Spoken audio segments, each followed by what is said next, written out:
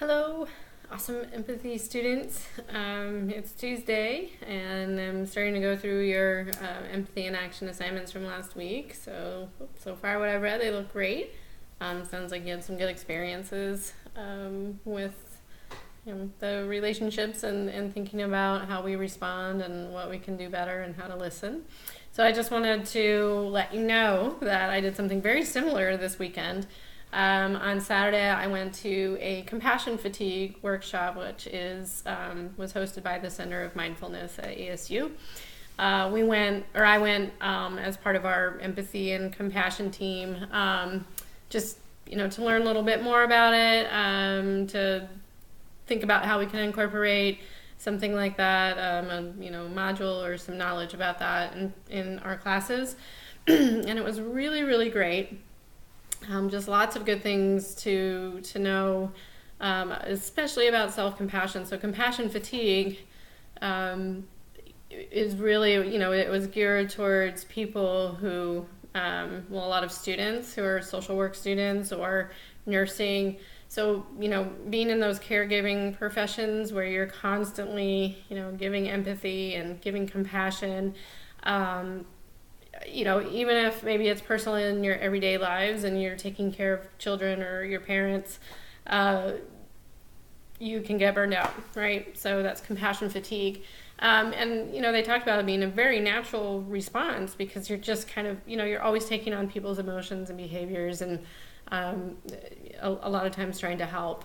It's natural, but how do you deal with it without it, really causing some damaging long-term effects of apathy and just overall not knowing how to manage stress and things like that. So it was really informative, but one of the activities that we did was listening. And I've done this activity before where you tell someone, you're supposed to talk to someone for 2 minutes, and it can be about anything really. It can be something really exciting coming up. It could be about a conflict.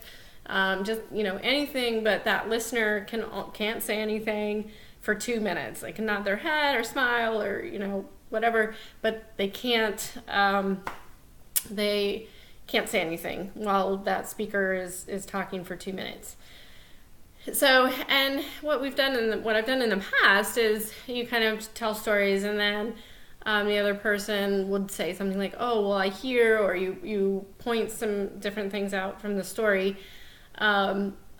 But this one was so I'm, say, telling my story to Megan in your class, and she's listening for 2 minutes.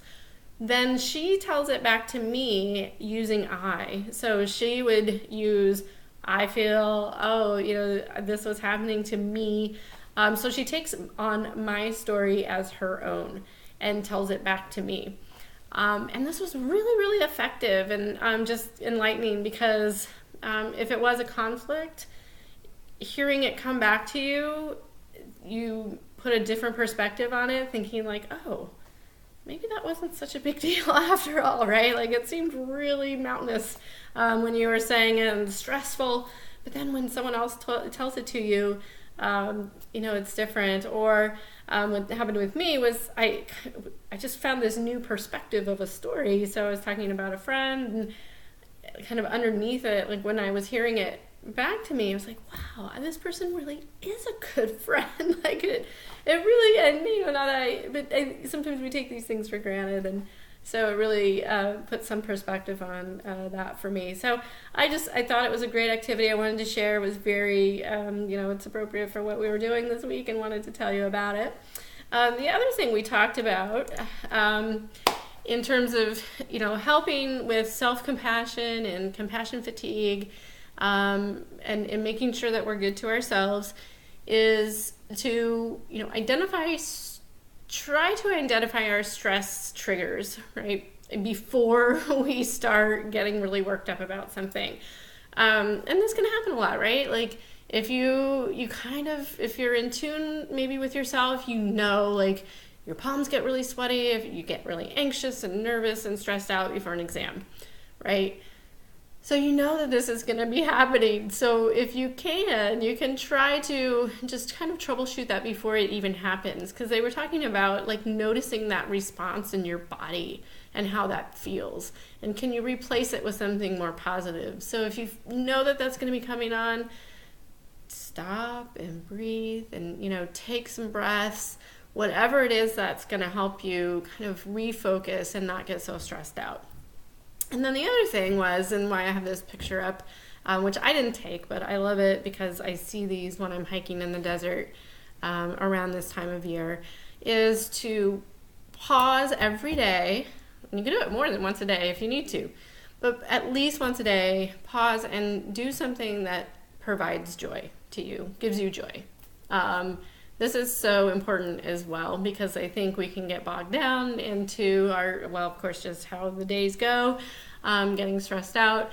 But especially again, if you know that there's some stressful things coming up, or sometimes take a deep breath, do those things that make you feel joy.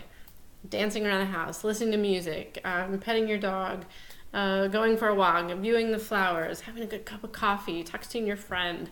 Whatever it is, just stop and, take that moment for yourself to give yourself some love and joy. And that is so important, which can help us in the long term. So just wanted to share. It was a great experience this weekend at the workshop. And so I just wanted to impart some of those things that I learned with you. And I hope you have a great week. Thank you so much.